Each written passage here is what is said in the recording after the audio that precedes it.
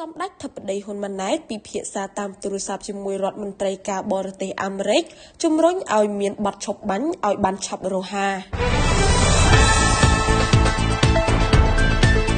បវរធិបតីហ៊ុនម៉ាណែតនាយករដ្ឋមន្ត្រីនៃកម្ពុជាបានជួបពិភាក្សាតាមទូរស័ព្ទជាមួយលោកម៉ាកូរ៉ូប៊ីអូរដ្ឋមន្ត្រីការបរទេសសហរដ្ឋអាមេរិកនាយប់ថ្ងៃទី25ខែធ្នូឆ្នាំ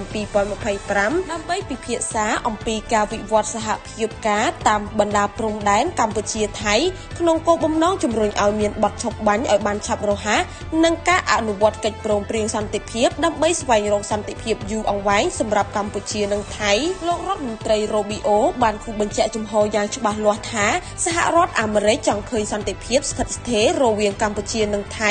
និងខិតខំជំរុញឲ្យមានបទឈប់បាញ់ឲ្យបានយ៉ាងឆាប់រហ័សតាមអ្វីដែលអាចធ្វើទៅបានសម្ដេចបវរធិបតីបានបញ្ជាក់ជាថ្មីអំពីការប្រកាន់ខ្ជាប់យ៉ាងម៉ឺងម៉ាត់របស់កម្ពុជាក្នុងការបន្តអនុវត្តតាមស្មារតីសេចក្តីថ្លែងការណ៍រួមទីក្រុងកូឡាឡាំពួរនិងសង្ឃឹមថាភាគីទាំងពីរនឹងបន្តធ្វើការជាមួយគ្នាស្របតាមកិច្ចព្រមព្រៀងដែលមានបើតាមសម្ដេចធិបតីកម្ពុជាបន្តរក្សាជំហរក្នុងការដោះស្រាយបញ្ហាព្រំដែនដោយសន្តិភាពដោយអនុលោមតាមកិច្ចព្រមព្រៀង